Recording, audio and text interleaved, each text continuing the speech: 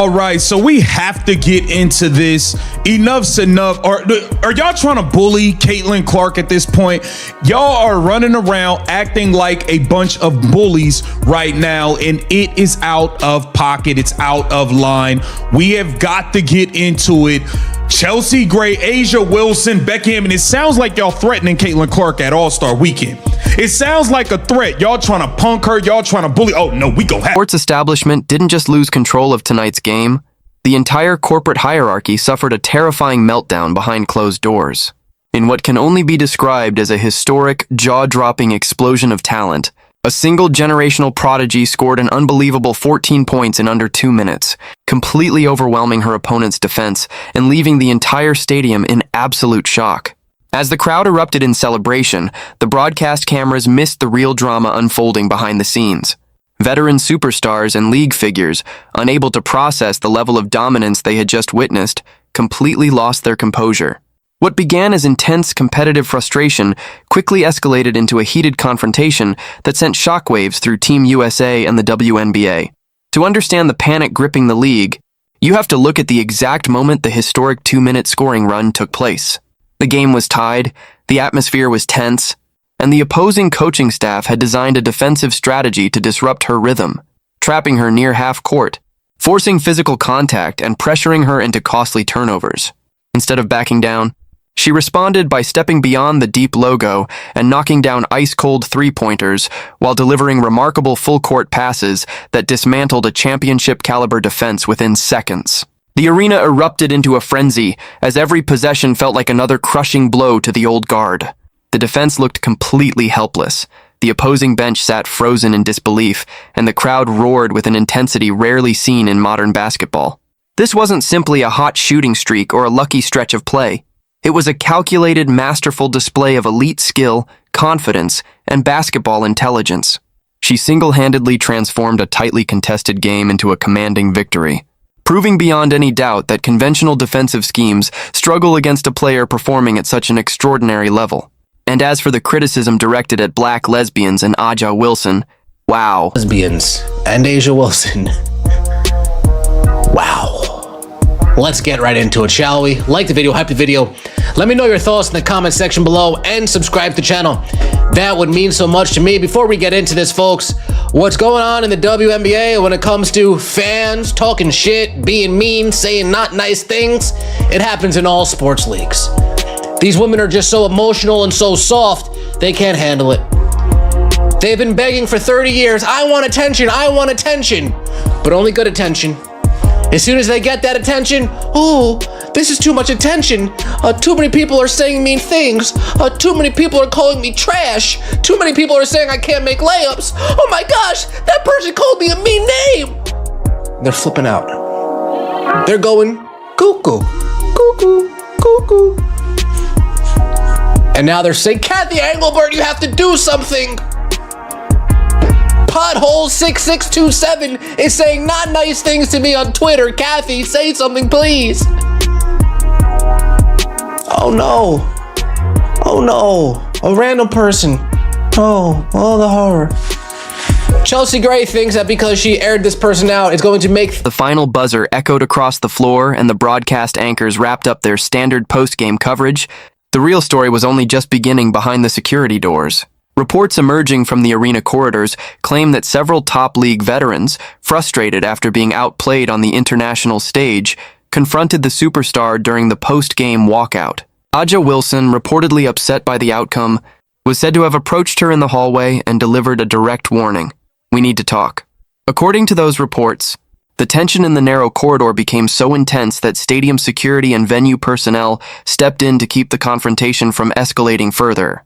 What makes the situation especially concerning, according to these accounts, is not only the frustration displayed by a defeated rival, but also the questions surrounding how league officials responded, with some observers arguing that stronger efforts could have been made to calm the situation before it intensified. Wait a minute, so at All-Star, we have to have a conversation. Who you got to have a conversation with? Who you got to have a conversation with? Caitlin Clark already said what she said. She's already come out and denounced it. She came up and spoke up for black women during her rookie season. She was trying to get y'all paid more money behind the scenes during her rookie season. She spoke out against it again after the Alyssa Thomas situation. Legacy coaching figures, including Becky Hammon, were reportedly supportive of the confrontation, with some accounts claiming they defended the aggressive response rather than encouraging sportsmanship and professional composure. Critics argued that instead of promoting unity, parts of the leadership appeared more focused on protecting the reputations and emotions of established stars who had just been outshined by a younger phenomenon. In the eyes of those observers, the carefully crafted image of professional unity that had been maintained for years seemed to unravel in a matter of moments, exposing what they described as a culture driven by rivalry, resentment, and gatekeeping beneath the surface. They claimed that some veteran figures acted as though they had the authority to decide who deserved the spotlight, who should remain in the background, and who was allowed to become the league's next superstar. Yet history rarely waits for permission, and genuine greatness cannot be permanently controlled by those attempting to preserve their influence as a new generation rises to prominence. That we love, that we work so hard to do, but it's just a certain division that needs to be brought to everyone's attention and understanding that, no, this is something that's been going on, and it's just getting to a point where it's like, all right, now enough is enough. I think there's Enough is enough, man. Enough is enough, man. Yeah. Yeah, enough is enough. a larger conversation that needs to be had that is really above us, and I think that is the part that we really need to get to. So hopefully at All-Star, we can have an opportunity and a conversation, because at this time, we something needs to change. At All-Star, they want to have an opportunity and a conversation. That's what I was alluding to in the beginning. They're gonna walk into Caitlin Clark's room. They're gonna knock on the door. Caitlin Clark's gonna open the door to her hotel room. She's gonna peek through it, and there's gonna be that, that sliding thing on the door, and all there's gonna be is like the chain, and she's gonna peek through and say, "Oh shit!" She's gonna try to close the door, and then all the players at one time, Brittany Griner, Asia Wilson, they're all gonna just, let me. They're gonna bum rush her. They're gonna bum rush into that room, and they're gonna tie Caitlin Clark up to a chair.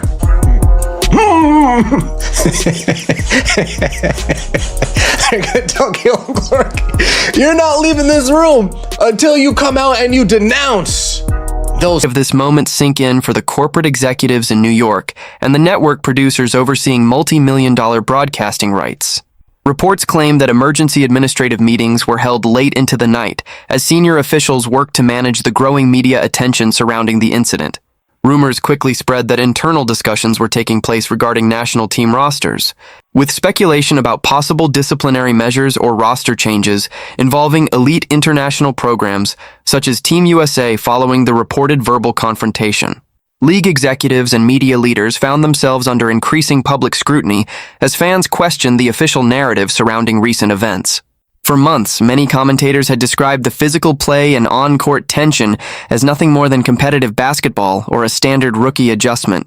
However, many fans argued that the repeated incidents revealed a pattern of inconsistent treatment, believing they were witnessing clear double standards rather than the explanations being presented through mainstream sports coverage. Something needs to change. It's actually disgusting.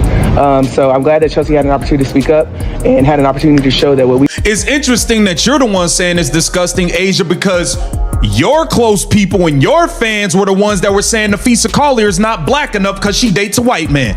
Those were your fans. Your fans. So I hope when you want to have this talk in this meeting, you address your fans. Your fans when Nafisa Collier was winning the MVP race last year before she hurt her ankle.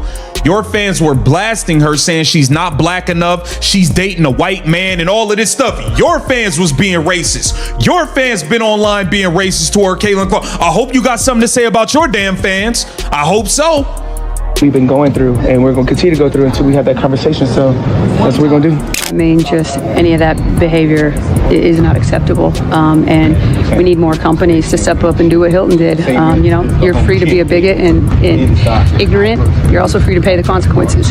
And I think it's just a lot of times it's too easy to hide behind phones, and I'd rather people show up and be. Okay, so she's saying she wants more people to do what Hilton did. Hilton fired the guy who said what he... Fans believe they have seen referees overlook dangerous physical contact, including hard hits to the head and face, while others argue that the league's long-established culture has been too quick to defend its most recognizable veteran stars against the rise of a new generation. Critics contend that the league's broader commercial strategy is now facing increasing scrutiny as corporate sponsors and broadcasters watch fan interest. Television ratings, ticket sales, and merchandise demand become increasingly associated with one standout player.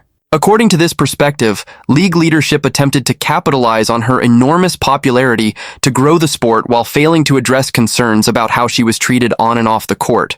Supporters argue that such an approach is ultimately unsustainable, maintaining that no organization can continue, benefiting from an athlete's extraordinary talent and marketability while allowing perceptions of unequal treatment or hostility to persist, without damaging its own credibility. Y'all claim y'all don't want fans, but y'all claim all her fans are racist, but y'all want to reap the benefits and collect more money from her fans, right?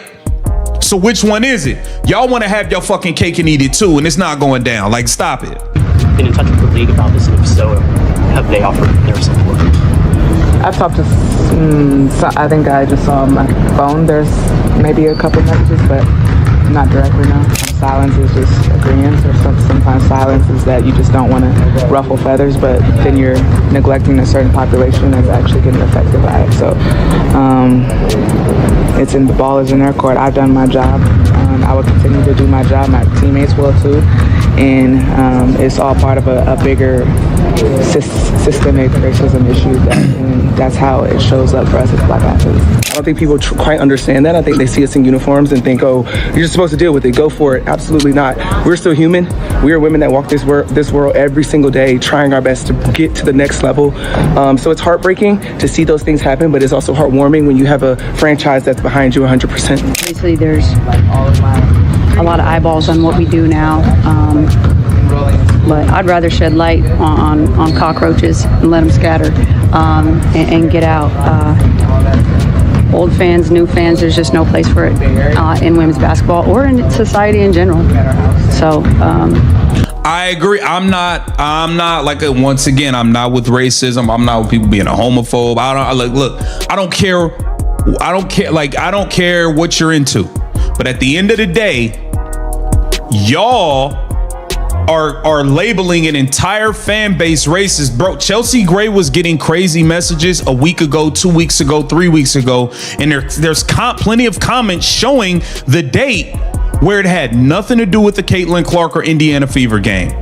And I think it's really, really shady and janky that y'all... Public reaction to the All-Star Weekend controversy has been nothing short of a firestorm across social media and sports platforms. Millions of fans have filled comment sections, fueled online discussions, and called for greater accountability from league officials and referees, while others have defended the league's handling of the situation. Supporters argue that the player's remarkable performances have made her one of the sport's biggest attractions, pointing to strong attendance, television ratings, and merchandise sales as evidence of her growing impact. Critics, meanwhile, continue to debate her place among the game's elite, making the discussion one of the most polarizing topics in basketball today. Whether this weekend represents a major turning point for the league or simply another chapter in an ongoing rivalry remains a matter of opinion, but it has undeniably sparked widespread conversation throughout the basketball world. What do you think about everything that unfolded during All-Star Weekend? Do you believe the league and its leadership handled the situation appropriately, or do you think changes are needed moving forward? Share your thoughts in the comments below, join the discussion, and let us know your perspective. If you enjoyed this breakdown, don't forget to like the video, subscribe, turn on notifications, and share it with fellow basketball fans so you never miss future updates.